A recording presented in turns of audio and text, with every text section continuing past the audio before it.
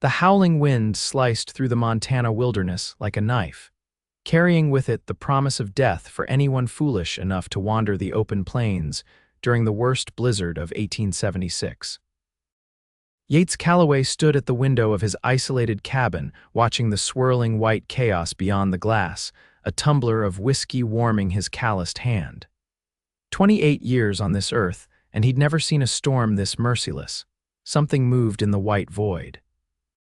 Yates blinked, certain his eyes were playing tricks, but there it was again, a dark shape stumbling through knee-deep snow, weaving like a wounded animal. He set his whiskey down hard on the wooden table, grabbed his coat, and rushed to the door. The wind nearly tore it from his grasp as he stepped onto the porch, squinting against the assault of ice crystals that bit at his exposed skin. The figure, a woman, he could see now, collapsed just yards from his property line. "Hey!" he shouted, his voice swallowed by the storm as he plunged into the snow, fighting his way toward her. She was face down when he reached her, a thin shawl her only protection against the brutal cold. Dark hair spilled across the snow, already being buried under fresh powder. Yates dropped to his knees, turned her over, and found a face blue with cold, eyes closed. She was breathing, but barely. He gathered her into his arms. She was lighter than he expected, as if the life had already begun draining from her. "Miss," he shouted over the wind. "Miss, can you hear me?" Her eyelids fluttered, revealing eyes the color of summer storm clouds. Recognition that she wasn't alone flickered across her features. "Come inside before you freeze," Yates said, already turning back toward the cabin, clutching her against his chest. The warmth of the cabin hit them like a wall as Yates kicked the door shut behind them. He carried the woman to the bed in the corner, the only bed in his sparse home, and laid her down gently. Her clothing was soaked through, her skin like ice. "I need to get these wet clothes off you," he said, unsure if she could even hear him. "You'll die of the cold otherwise." Her eyes opened again, wider this time, fear replacing confusion. "I won't look," Yates promised, already turning to grab the quilt his mother had made him years ago. "But you'll die in those wet things. That's not a threat, it's just the truth." A weak nod was all she could manage. Yates worked quickly, keeping his eyes averted as much as possible while helping her out of the frozen dress, replacing it with one of his clean flannel shirts. He covered her with every blanket he owned, then stoked the fire until the small cabin felt like summer. Only when color began returning to her cheeks did he allow himself to breathe. She looked young, perhaps 20 or so, with dark hair and delicate features that seemed out of place in this harsh country. "I'm Yates Calloway," he said, pulling a chair up beside the bed. "This is my ranch, what's left of it anyway." He gestured to the window where his struggling cattle operation was hidden beneath the snow. She tried to speak, but her voice came out as a rasp. Yates fetched water, supporting her head as she drank. "Zara," she finally managed. "Zara Ellis." "Well, Miss Ellis, you picked one hell of a day for a stroll," Yates said, attempting humor to mask his concern. "What in God's name were you doing out in that storm?" Her eyes suddenly filled with tears. "Running," she whispered. Before he could ask from what, exhaustion claimed her, and she slipped into a deep sleep. Yates settled into his chair, prepared for a long night of watching over this mysterious woman who had literally blown into his life. The storm raged for 3 days. Yates slept in his chair, giving Zara the bed as she drifted between consciousness and feverish dreams. When she spoke, it was in fragments that painted a troubling picture: a father who had sold her to settle gambling debts, a wealthy rancher named Hargrove who thought he'd purchased a bride, a desperate escape in the night. On the 4th morning, the world outside was still, the sun glinting blindingly off the untouched snow. Yates was cooking breakfast when Zara finally sat up, fully alert for the first time since her arrival. "You saved my life," she said, her voice stronger now. Yates turned from the stove, spatula in hand. Anyone would have done the same. "No," she shook her head, "they wouldn't have. Most men would have taken advantage." The spatula paused midair. "I'm not most men, Miss Ellis, Zara," she corrected, "and I've noticed." Their eyes met across the small cabin, and something electric passed between them. Yates turned back to the stove, suddenly flustered. You mentioned a man named Hargrove while you were feverish, he said, changing the subject. Douglas Hargrove. Zara pulled the blankets tighter around her shoulders. You know him. Everyone in 3 counties knows Douglas Hargrove. He owns half the territory and has the governor in his pocket.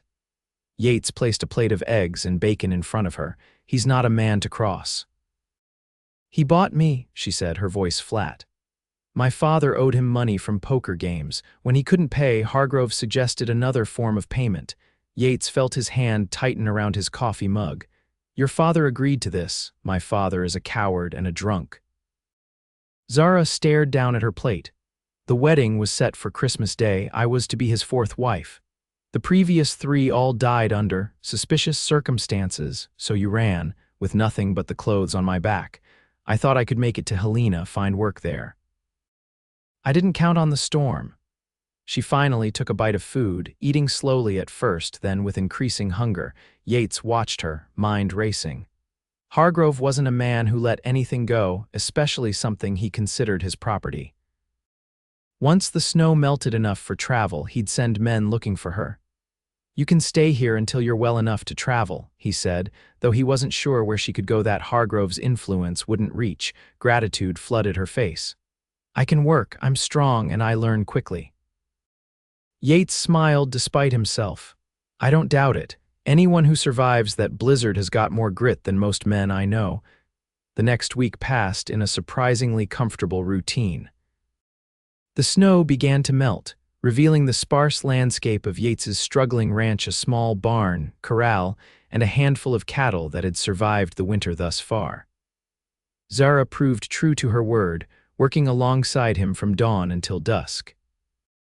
She learned to feed the livestock, mend fences, and even took over the cooking, turning simple ingredients into meals that reminded Yates of his mother's table. In the evenings, they sat before the fire, sharing stories. Yates told her of his family's journey west when he was just a boy, of losing his parents to cholera 5 years ago, of his determination to make the ranch successful despite drought, harsh winters, and cattle thieves. Zara spoke less of her past, but when she did, Yates glimpsed a life of constant movement, a father who chased card games across the frontier, leaving debts and broken promises in his wake. Despite it all, she had educated herself, reading any book she could find, learning to survive by her wits. I've never stayed in one place long enough to call it home, she admitted one night, staring into the flames. This is the longest I've ever been somewhere that felt safe. Yates found himself watching her more than he should, noticing the graceful way she moved, how her serious expression would break into a radiant smile at the smallest provocation, the intelligence that shone in her eyes. He told himself it was natural to be drawn to the only other human for miles around. He told himself it would pass. It was on the 10th day that trouble arrived. Yates was repairing a section of fence while Zara gathered eggs from the chicken coop when the sound of approaching horses made them both freeze. 3 riders appeared on the ridge, silhouetted against the clear blue sky. Get inside, Yates said quietly, positioning himself between Zara and the approaching men. It's them, she whispered, face draining of color. Hargrove's men. Yates reached for the rifle he kept nearby while working. Go to the root cellar, there's a trap door under the rug. Don't come out unless I call for you. For once, she didn't argue, slipping away toward the cabin as the riders approached. Yates recognized the lead man, Wade Thornton, Hargrove's foreman, known more for his brutality than his ranching skills. Calloway, Thornton called, reining in his horse a few yards away. Fine day after all that snow. Thornton, Yates nodded, keeping his rifle visible but pointed at the ground. What brings Hargrove's crew to my humble spread? Thornton's smile didn't reach his eyes. We're looking for a young woman. Runaway. Mr. Hargrove is concerned for her safety, her being out in this wilderness alone. That's mighty charitable of him. She's spoken for, Thornton said, his voice hardening. Promise to Mr. Hargrove, dark hair, pretty face, goes by Zara Ellis. Seen anyone matching that description? Yates kept his expression neutral. Can't say that I have. Been pretty isolated with the storm. Haven't seen a soul in weeks. Thornton's eyes narrowed as he surveyed the property, lingering on the cabin. Mind if we take a look around? For the girl's safety, of course. I do mind, actually. Yates shifted his grip on the rifle. This is my property. I've answered your question. Now I've got work to do. The two men behind Thornton moved their hands closer to their holstered guns. The tension in the air thickened. You're making a mistake, Calloway, Thornton said. Hargrove isn't a man you want as an enemy. I'm not looking for enemies or friends, just to be left alone. Yates stood his ground. You've got your answer. Best be on your way. For a moment, Yates thought Thornton would push the issue. Instead, the foreman spat on the ground and yanked his horse around. We'll be watching the roads, he called over his shoulder. Hargrove always gets what belongs to him. Yates waited until the riders disappeared over the ridge before hurrying to the cabin. He found Zara huddled in the root cellar, trembling. They're gone, he said, helping her up. For now, her hands clutched his arms. They'll be back with more men. Hargrove won't stop. Then we need to get you somewhere safe. Yates ran a hand through his hair. I have a friend in Helena, a lawyer. He might be able to help. Helena is 3 days' ride, and they're watching the roads. Zara's eyes were wide with fear. And I can't ask you to risk yourself further. You've already done too much. Yates found himself taking her hands. I haven't done nearly enough. Listen to me, no man has the right to buy and sell another human being. Not in this country, not anymore. We fought a war over that. This isn't about right and wrong, she said bitterly. It's about power. Hargrove has it, I don't. Then we'll find someone with more power. Yates was already formulating a plan. The territorial judge will be in Silver Creek next week for the circuit court. If we can get you there, make a formal complaint. With what evidence? My word against one of the most powerful men in the territory. She pulled away, pacing the small cabin. My own father would testify against me for the right price. Yates watched her, admiring her spirit even as his heart ached for her situation. Then we'll get more evidence. Hargrove's previous wives, there must be records, witnesses to how they died. Zara stopped pacing, a spark of hope lighting her eyes. His second wife had a sister. She never believed the story about the riding accident. That's a start. Yates nodded. But first, we need to get you somewhere Hargrove's men won't look for you. As darkness fell, they implemented Yates's plan. Dressed in his spare clothes, hair tucked under a hat, Zara rode beside him away from the ranch. Instead of taking the main road, they followed a creek bed, then cut across country toward a destination only Yates knew. After hours of tense riding, watching for pursuit, they approached a small cabin nestled in a stand of pines. Smoke curled from the chimney, and a dog's bark announced their arrival before Yates could dismount. The door opened, revealing a tall, broad-shouldered man with a magnificent beard streaked with gray. A rifle rested casually in his arms. You're either very brave or very stupid to be riding at night, stranger, the man called. Probably both, York, Yates answered, dismounting and helping Zara down. Calloway, the rifle lowered. Been a while, boy. What brings you to my doorstep at this ungodly hour? His eyes fixed on Zara, taking in her disguise with a raised eyebrow. Trouble, Yates said simply. The kind that requires discretion and possibly your famous stew. York chuckled, stepping back from the door. Well, come in then. Trouble's always easier to face on a full stomach. Inside, the cabin was surprisingly cozy.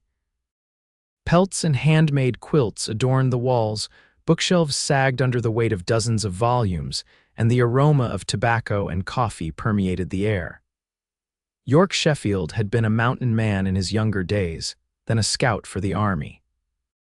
Now in his 60s, he kept to himself, trading furs and occasionally guiding wealthy Easterners on hunting expeditions. So, York said after they'd eaten and Zara had changed back into her dress, Douglas Hargrove wants to add you to his collection, does he? There was no judgment in his voice, only a calculating look as he packed his pipe. You know of him? Zara asked. Know of him, know him, crossed him once or twice. York struck a match. Man's got a god complex, thinks everything and everyone in the territory is his for the taking. His men are looking for Zara, Yates explained. They came to my place today. It won't take long for them to return with reinforcements. York puffed thoughtfully on his pipe. And you're thinking what, to hide her here until, when Hargrove dies of old age? Until the circuit judge arrives in Silver Creek, Yates said. We're going to file a complaint, get legal protection.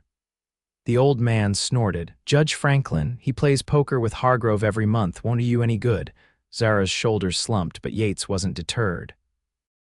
Then we'll find evidence of what happened to his previous wives, make it too public for even Hargrove's influence to quash. York studied them both for a long moment. You're either the bravest or the most foolish pair I've encountered in a long time. He tapped his pipe against his palm.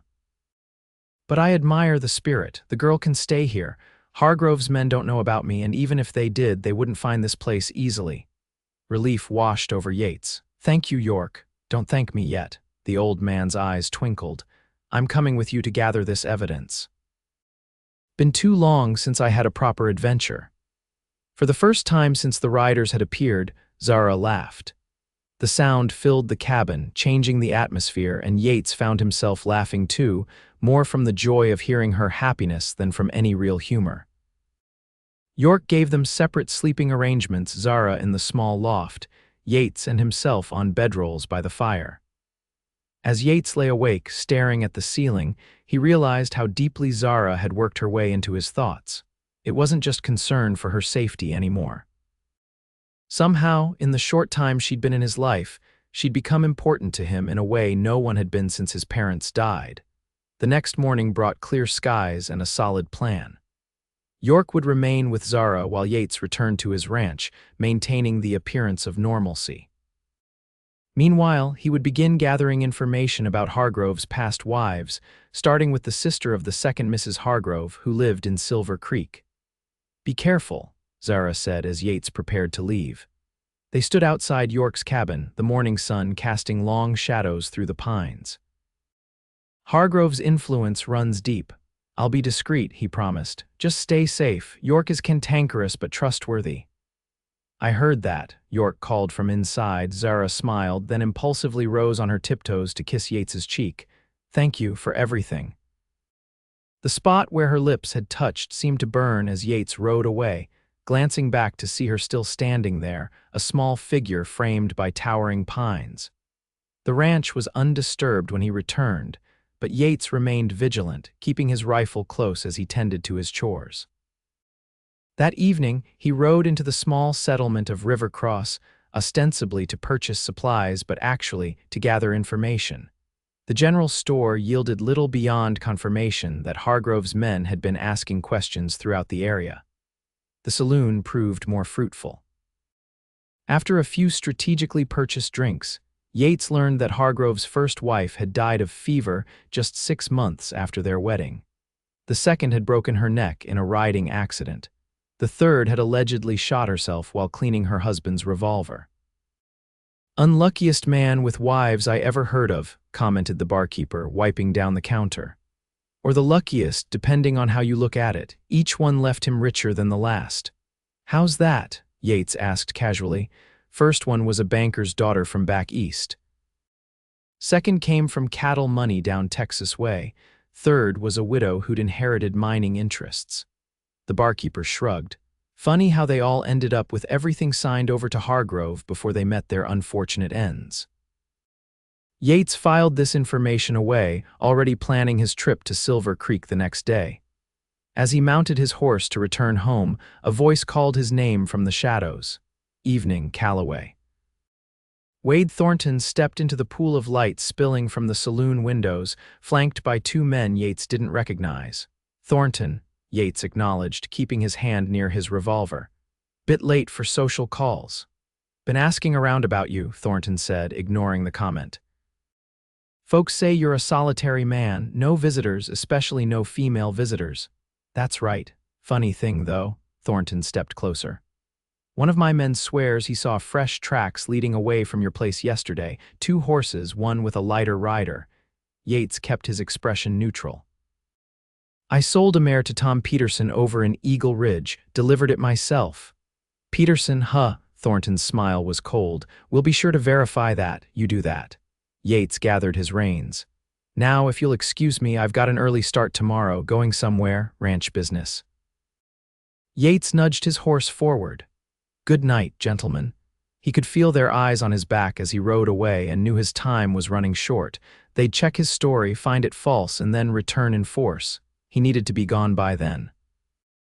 Back at the ranch, Yates packed quickly provisions, ammunition, and the small lockbox containing his parents' wedding rings and what little money he had saved. By dawn, he was riding hard for Silver Creek, taking a circuitous route to throw off anyone who might be following. Silver Creek was larger than Rivercross, boasting a proper courthouse, 2 hotels, and even a small theater. It took Yates most of the day to locate Margaret Winters, sister to Hargrove's second wife, Elizabeth. He found her in a modest house on the edge of town where she worked as a seamstress. A thin woman with sharp eyes and graying hair, she regarded Yates with suspicion when he mentioned her sister. "What's your interest in Elizabeth?" she asked, needle poised above the shirt she was mending. "That was 5 years ago." Yates chose his words carefully. "I'm investigating Douglas Hargrove. A young woman's life depends on what I find." Margaret's expression hardened. "Another one. Will the man never stop? Then you don't believe your sister's death was an accident?" Elizabeth was raised on horseback in Texas. "She could ride before she could walk." Margaret set her sewing aside. "The idea that she'd fall and break her neck is laughable, but the local doctor was in Hargrove's pocket and there was no formal inquest. Did she leave anything behind?" "Letters, a diary, anything that might indicate she feared for her safety." Margaret hesitated, then rose and went to a small secretary desk. From a hidden compartment, she withdrew a bundle of letters tied with faded ribbon. "She sent these to me during her marriage. I kept them hidden after her death, fearing Hargrove might." She trailed off, then thrust the bundle toward Yates. "Read them. You'll see why I've always believed he murdered her." The letters told a chilling story. Elizabeth had married Hargrove believing him to be a respectable widower. Soon after the wedding, his true nature emerged: controlling, cruel, obsessed with her inheritance. When she resisted signing over her property, accidents began to happen. A spooked horse, a near fall down the stairs, food that made her violently ill. The final letter, dated just days before her death, contained a desperate plea. "If anything happens to me, know it was not an accident. He means to have everything, Margaret, and I fear I have not much time left." "There's more," Margaret said when Yates looked up from reading. "After she died, one of Hargrove's ranch hands came to me, said he'd seen Hargrove tamper with Elizabeth's saddle the morning of her ride, but before he could make a formal statement, the man disappeared. Body was found in the river a week later. Drowning, they called it, despite the bruises on his throat. Would you be willing to testify to this before Judge Franklin when he arrives next week?" Margaret's laugh was bitter. "Franklin, he's in Hargrove's pocket like all the rest." "Then we'll go over his head," Yates insisted. "To the governor if necessary." "The governor is Hargrove's hunting companion." She shook her head.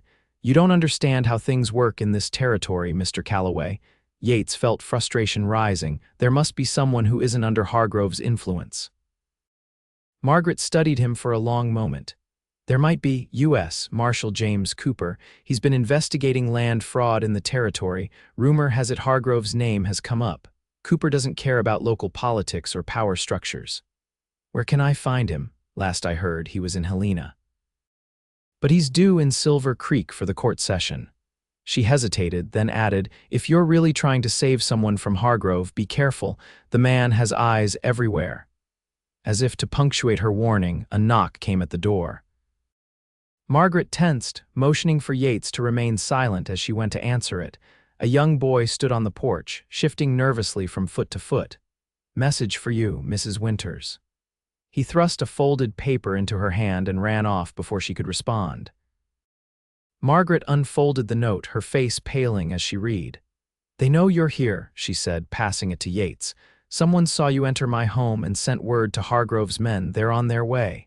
She began gathering the letters. "You need to leave, now." Yates took the letters, tucking them securely inside his coat. "Come with me. It's not safe for you here anymore." "I've lived with this fear for 5 years," she said, shaking her head. "I won't run now, but you must, for the girl's sake."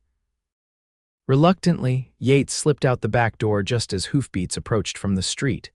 He circled around, keeping to the shadows, and mounted his horse tethered behind the livery stable. As he rode out of town, he saw Thornton and 5 men surrounding Margaret's house. The journey back to York's cabin took all night, with Yates constantly checking for pursuit. Dawn was breaking as he approached the stand of pines, exhaustion weighing heavy on his shoulders. York met him outside, rifle in hand.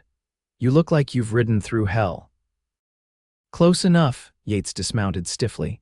"How's Zara? See for yourself." York nodded toward the cabin door where Zara now stood, her face lighting up at the sight of Yates. She rushed forward, stopping just short of embracing him. "You're back. We were worried when you didn't return yesterday." "Had to take some precautions."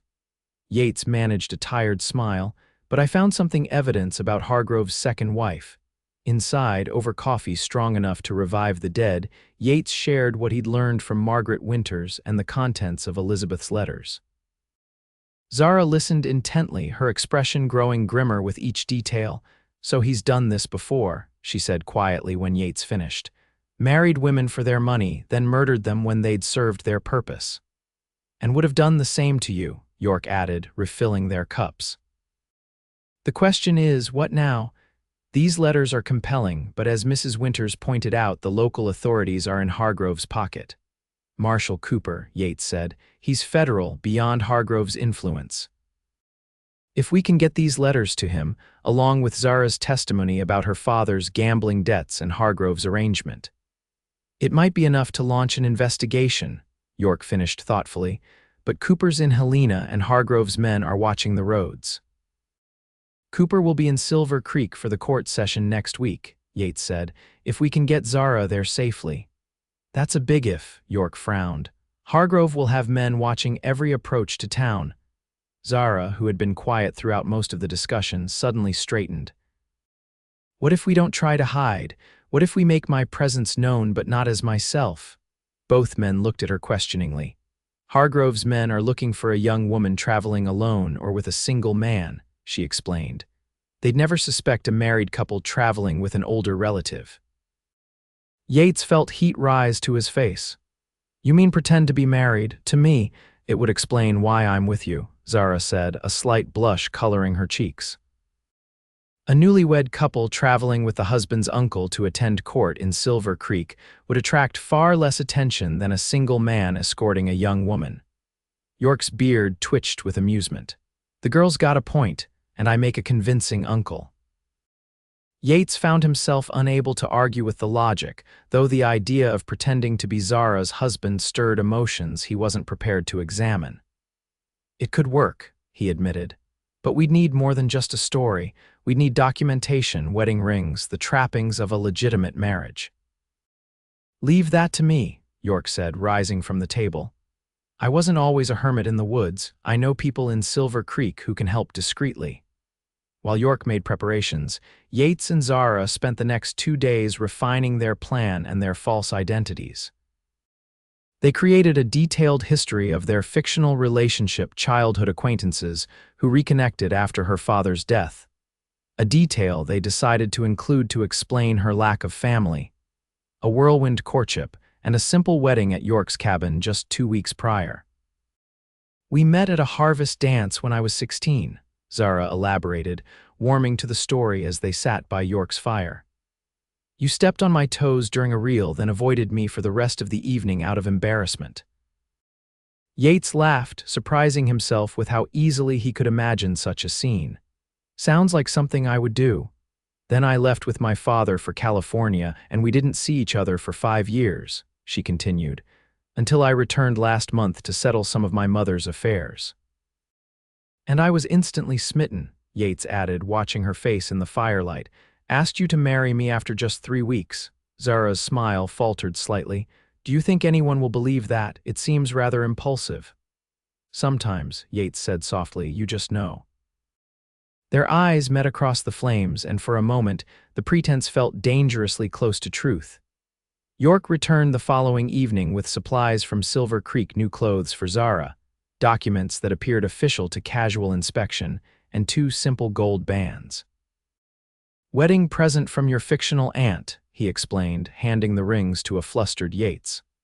My contact in Silver Creek says Cooper arrived yesterday. He's staying at the Grand Hotel, reviewing cases before court begins on Monday. Then we leave tomorrow, Yates decided. Arrive in town Sunday evening, approach Cooper first thing Monday morning.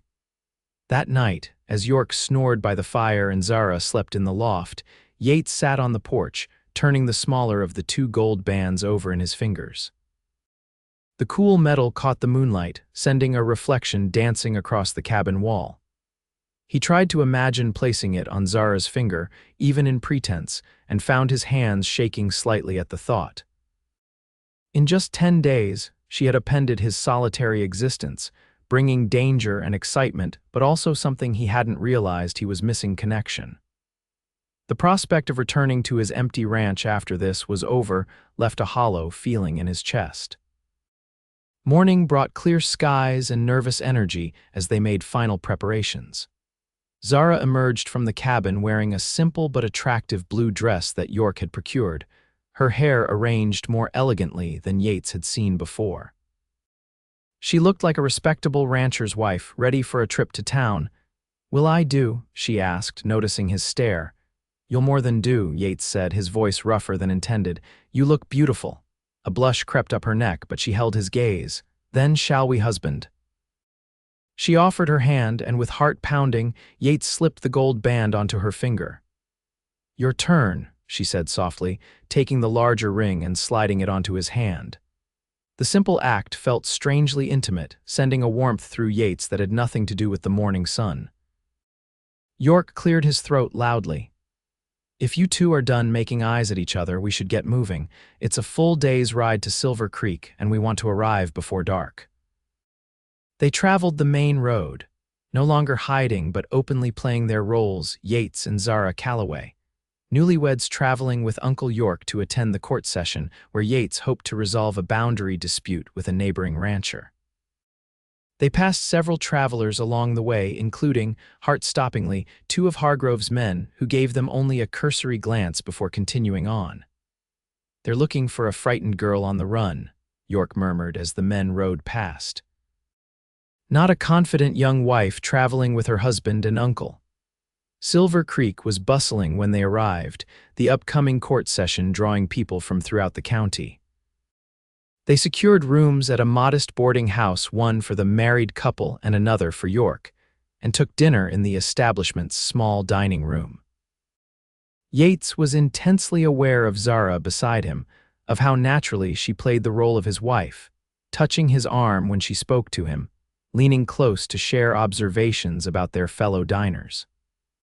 It was all for show, he reminded himself, even as he found himself responding in kind, placing his hand over hers, adjusting her shawl when she mentioned being cold. "You two are convincing, I'll give you that," York commented as they retired for the evening. "Almost had me believing it myself." Alone in their room, the pretense became suddenly awkward. A single bed dominated the small space, with barely room for the washstand and trunk beside it. "I'll sleep on the floor," Yates said immediately. Zara bit her lip. "There's no need. The bed is large enough for both of us, we can." "Maintain propriety," Yates swallowed hard. "Are you certain?" "We're adults," she said, though her voice lacked conviction, "and it's just for one night." They prepared for bed with painful politeness, taking turns behind a screen in the corner to change into nightclothes. Yates lay rigidly on his side, acutely aware of Zara's presence beside him, the scent of her hair, the sound of her breathing. "Yates," she whispered after several minutes of tense silence. "Yes, thank you for all of this, for risking everything for a stranger." He turned his head slightly, finding her watching him in the dim light from the window. "You're not a stranger anymore, Zara." Her hand found his under the covers, fingers intertwining. "No, I suppose I'm not." Neither of them moved closer, but they fell asleep with their hands still joined, a tenuous connection in the darkness. Morning brought renewed purpose. After breakfast, they made their way to the Grand Hotel to seek out Marshal Cooper. The clerk at the front desk informed them that the Marshal had already left for the courthouse, where he was reviewing case files before the session began. The courthouse was a grand building by frontier standards, with columns flanking the entrance and the territorial flag flying proudly above. Inside, they were directed to a small office where James Cooper was reportedly working. Yates knocked, and a gruff voice bade them enter. Marshal Cooper was not what Yates had expected. Rather than the imposing figure he'd imagined, Cooper was a slight man with spectacles and thinning hair. Only the keen intelligence in his eyes and the confident way he wore his badge suggested his authority. "Marshal Cooper," Yates began, "my name is Yates Calloway. This is Zara Ellis and my friend York Sheffield. We need your help on a matter of grave importance." Cooper set aside the papers he'd been reviewing. "I'm listening." For the next hour, they laid out their case: Zara's account of her father's gambling debts and Hargrove's arrangement to take her as payment, the letters from Elizabeth Hargrove documenting her fears before her death, Margaret Winter's testimony about the ranch hand who'd witnessed tampering with her sister's saddle. Cooper listened without interruption, occasionally making notes. When they finished, he removed his spectacles and pinched the bridge of his nose. "This is troubling," he said finally, "but complicated. Miss Ellis's situation, while morally reprehensible, may not constitute a federal crime. Your father willingly entered this arrangement, however coerced he felt. He sold a human being," Yates argued. "Surely that's illegal, immoral, certainly, legally actionable, that's less clear." Cooper replaced his spectacles. "However, these letters regarding Elizabeth Hargrove's death, combined with the pattern of suspicious deaths of wealthy wives. That's another matter entirely. If we could prove murder for financial gain across territorial lines, that would fall under federal jurisdiction. Then you'll help us." Zara asked, hope evident in her voice. "I'll investigate," Cooper corrected. Discreetly, "Hargrove is a powerful man, and accusations of this magnitude require substantial evidence." He reached for the letters. "May I keep these?" Yates nodded. "We have copies." "Good." Cooper stood. "For now, I suggest you maintain your cover." His gaze flicked between Yates and Zara. "The court session begins tomorrow. Attend as planned. I'll make inquiries and contact you when I have more information." They left the courthouse feeling cautiously optimistic. Cooper hadn't promised immediate action, but he hadn't dismissed them either. It was more than they dared hope for. "Now we wait," York said as they crossed the street. "And pray Hargrove doesn't." He stopped abruptly. Across the town square, Douglas Hargrove himself was dismounting from a magnificent black stallion, flanked by Wade Thornton and several other men. Yates instinctively moved in front of Zara, but she placed a restraining hand on his arm. "Don't," she whispered. "Act natural. Remember, we're just a married couple in town for court." York nodded agreement. "Keep walking. Don't look directly at them." They continued across the square, Yates's heart hammering in his chest. They were halfway to the boarding house when Thornton looked up, his gaze sweeping over them casually, then returning with sudden intensity. "He recognizes me," Yates muttered. "Keep walking," York insisted. "Don't run," but it was too late. Thornton was speaking to Hargrove, pointing in their direction. The older man turned, his eyes narrowing as he studied them from across the square. Douglas Hargrove was in his 50s, with silver threading through his dark hair and a neatly trimmed beard. Expensively dressed, with a watch chain gleaming across his vest, he exuded wealth and authority. Even from a distance, Yates could feel the cold calculation in his gaze. "He sees me," Zara breathed, her fingers digging into Yates's arm. "Keep moving," York repeated. "Almost to the boarding house." They quickened their pace slightly, not enough to appear to be fleeing, but with purpose. Behind them, Hargrove and his men began to follow. They reached the boarding house just steps ahead of their pursuers, hurrying inside and up to their room. York continued to his own room. With a meaningful glance, they had discussed this contingency. If separated, York would secure horses and meet them behind the building. Yates locked the door behind them, then moved to the window. In the street below, Hargrove was speaking with Thornton, gesturing toward the boarding house. "We need to leave," Yates said. "They'll be coming up."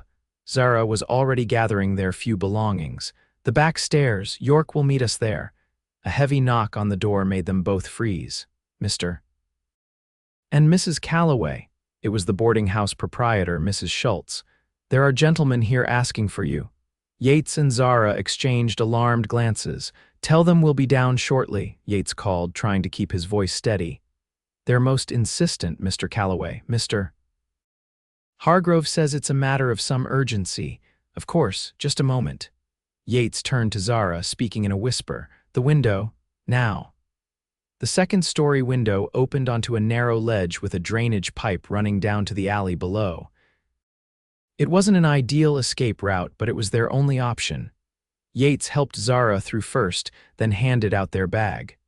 The knocking at the door grew more insistent as he climbed out himself, pulling the window closed behind him. "This way," Zara whispered, already inching along the ledge toward the pipe. They had just reached the ground when the shouts began above them. Hargrove's men had broken into the room and discovered their escape. York appeared at the end of the alley, leading 3 saddled horses. "Hurry," he called. They mounted quickly and rode out of the alley just as Thornton and another man burst through the boarding house's back door. Gunshots rang out, but they were already turning the corner, galloping down a side street toward the edge of town. "Where to?" York shouted as they rode. "The courthouse," Yates called back. "Cooper is our only chance now." But as they approached the courthouse, they saw more of Hargrove's men waiting on the steps.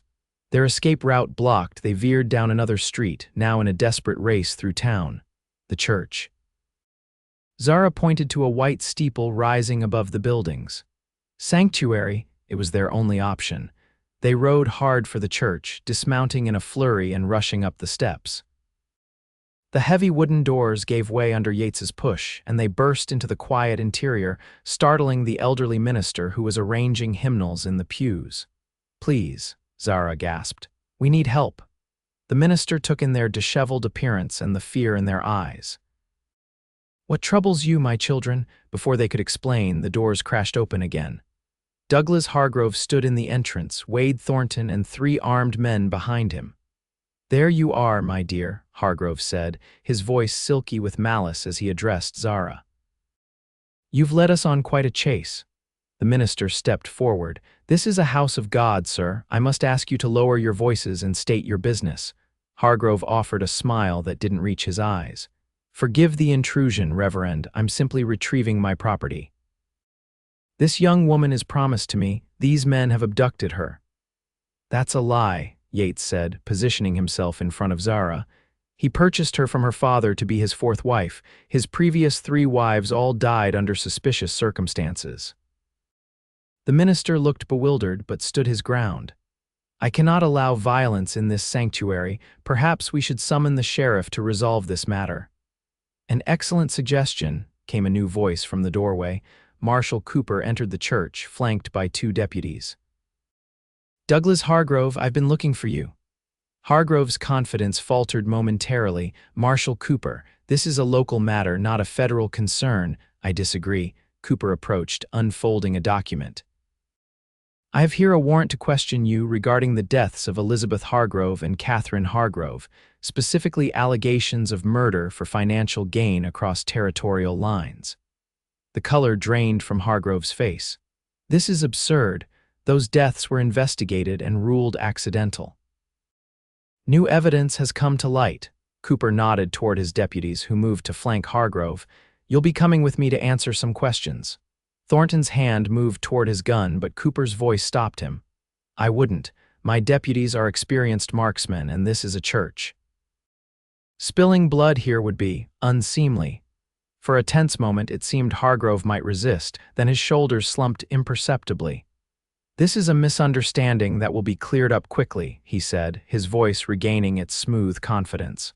"Thornton, send for my lawyer." As the deputies led Hargrove away, Thornton cast a venomous glance at Yates and Zara. "This isn't over," he muttered before following his employer. When they had gone, Yates turned to Cooper in amazement. "How did you find us, your friend?" Cooper nodded toward York. "He slipped away during the commotion and found me at the courthouse. Explained the situation." He studied them both. "You took quite a risk confronting Hargrove directly." "We didn't have much choice," Yates said, his arm protectively around Zara's shoulders. Cooper sighed. "This is just the beginning. Hargrove has resources and influence. The case against him won't be simple or quick." "What happens now?" Zara asked. You'll need to make formal statements, and you'll need to remain in Silver Creek during the preliminary investigation." Cooper's expression softened slightly. "But you'll be under federal protection. Hargrove won't be able to touch you." The relief that washed over Zara was visible, her body sagging against Yates as the tension of weeks finally released. He held her close, his own relief mingling with a growing awareness that their time together would soon change. The pretense of marriage would end. She would be free to go wherever she chose. The thought left an unexpected ache in his chest. In the days that followed, Silver Creek buzzed with the scandal of Douglas Hargrove's arrest. Additional witnesses came forward: servants who had observed suspicious behavior, a doctor who had been pressured to falsify a death certificate, even one of Hargrove's former business partners who claimed knowledge of forged documents transferring property from his wives. Yates and Zara remained under Marshal Cooper's protection, staying in rooms above the marshal's office rather than returning to the boarding house. They gave detailed statements, endured hours of questioning, and slowly watched the case against Hargrove solidify. York departed after a few days, returning to his cabin with promises to visit Yates's ranch soon to help with the spring calving. His parting words to Yates, spoken privately, echoed in the younger man's thoughts. "Don't be a fool. That woman looks at you like you hung the moon. And you're not much better at hiding your feelings." But Yates said nothing to Zara about his growing attachment. She had been through enough trauma without him adding the pressure of his emotions. And besides, what did he have to offer? A struggling ranch, a life of hardship on the frontier. She deserved better. A week after Hargrove's arrest, Zara found Yates sitting alone on the steps of the marshal's office, watching the sunset paint the sky in brilliant orange and pink. "May I join you?" she asked softly. He moved over, making space beside him. "Cooper says they're transferring Hargrove to Helena tomorrow. The territorial court will handle the case from there." "I heard." She settled beside him, her shoulder brushing his. "Cooper also said I'm free to go. The immediate danger has passed." Yates felt a cold weight settle in his stomach. "That's good news." "Is it?" She turned to look at him, her gray eyes searching his face. "Where would I go, Yates?" "Anywhere you want," he said, though the words hurt to speak. "You're free now. You could go east maybe, find work as a teacher or companion. You're educated, capable." "Is that what you want, for me to go east?" The directness of her question caught him off guard. "I want you to be happy," he said carefully. "Safe." "I was happy at your ranch," she said quietly. "Before Hargrove's men came, I felt at home there." Hope flickered in Yates's chest, but he tamped it down. It's a hard life, uncertain. One bad winter, one drought, and everything could be lost. "I've never had much to lose." Her hand found his on the step between them. "Except recently." Yates looked down at their hands, at the gold band still on her finger, the prop they'd continued wearing for their cover story. "Zara, I understand if you want your solitude back," she interrupted, suddenly uncertain. "I've brought nothing but trouble into your life, but I hoped." "No," he said quickly, turning to face her fully. "That's not it at all. These past weeks, having you with me, they've been the best of my life, even with all the danger. But I didn't want to presume. You never chose to come to my ranch. Circumstances forced you there." A smile slowly spread across her face. "I may not have chosen to come, but I would choose to stay. If I'm welcome, you're more than welcome." Yates raised his free hand to her cheek. "I think I've been falling in love with you since I found you in the snow." Her eyes shimmered with unshed tears. "I think I've been falling in love with you since you said come inside before you freeze." Their first kiss was gentle, tentative, both still scarcely believing this moment was real. When they parted, Yates rested his forehead against hers. "I don't have much to offer," he began. She placed a finger against his lips. "You offered me shelter when I was lost, protection when I was in danger, and now you're offering your heart. That's more than I ever thought I'd have." 3 weeks later, they stood in the same church where they had sought sanctuary, but under very different circumstances. York stood beside Yates as his best man, beaming beneath his magnificent beard. Marshal Cooper sat in the front pew, having delayed his return to Helena to attend. Zara wore a simple white dress, her dark hair adorned with wildflowers. When she reached Yates at the altar, he took her hands in his, marveling at how perfectly they fit together. "Dearly beloved," the minister began, "we are gathered here today to join this man and this woman in holy matrimony."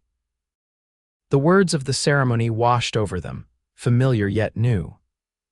When the time came to exchange rings, Yates slipped the same gold band onto Zara's finger, no longer a prop but a symbol of their genuine commitment.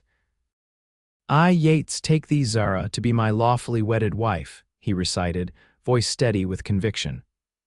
"To have and to hold from this day forward, for better, for worse, for richer, for poorer, in sickness and in health, to love and to cherish, till death do us part." Zara's voice trembled slightly as she repeated the vows, her eyes never leaving his. "I, Zara, take thee, Yates, to be my lawfully wedded husband. By the authority vested in me," the minister concluded, "I now pronounce you man and wife. You may kiss your bride."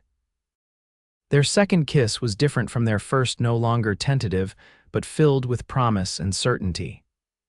The small gathering of witnesses applauded, York's whoop of joy echoing through the church. That evening, as the celebration wound down at the town's small hotel, Marshal Cooper approached them with news. "Hargrove's been formally charged. The evidence was overwhelming once people started talking. He'll stand trial in Helena next month. Will we need to testify?" Zara asked, her hand firmly in Yates's. "Most likely, yes, but not for some time. The legal process moves slowly." Cooper smiled slightly. "In the meantime, I believe you have a ranch to run." The journey back to Yates's ranch, their ranch, now took 3 days. Spring had fully arrived during their absence, painting the plains in vibrant greens and wildflowers. As they crested the final ridge, the small cabin came into view, bathed in golden afternoon light. Yates reined his horse to a stop, drinking in the sight. "It's not much," he said, a hint of apology in his tone. Zara moved her horse alongside his, her eyes bright with emotion. "It's everything." They rode the rest of the way together, side by side. 1 year later, Yates stood in that same cabin doorway, watching as a spring snowstorm swirled across the plains. Unlike the blizzard that had brought Zara to him, this was a gentle spring snow, the kind that would melt by noon and leave the ground nourished. Behind him, Zara moved around the cabin, which had transformed over the past year. Curtains hung in the windows, quilts brightened the walls, and books filled previously empty shelves. The smell of fresh bread filled the air, and somewhere a clock ticked steadily, wedding gifts that had made the sparse cabin into a home. "You're thinking about that night, aren't you?" Zara said, coming to stand beside him at the door. Her belly was swollen with their first child due in less than a month. Yates slipped his arm around her waist. "How can you tell? You always get that look when it snows, like you're remembering something important." "I am." He turned to face her fully. "I'm remembering the most important night of my life, when a half-frozen woman stumbled out of a blizzard and into my heart." Zara laughed, the sound still his favorite in the world. "You've become quite the poet, Mr. Calloway." "Only for you, Mrs. Calloway." He placed his hand on her rounded belly, feeling their child kick against his palm. "Only for you." Outside, the snow continued to fall, each flake a reminder of the storm that had brought them together and the love that had kept them that way. Yates Calloway, once so solitary, now couldn't imagine life without the family he'd found, or rather, the family that had found him, wandering in from the snow.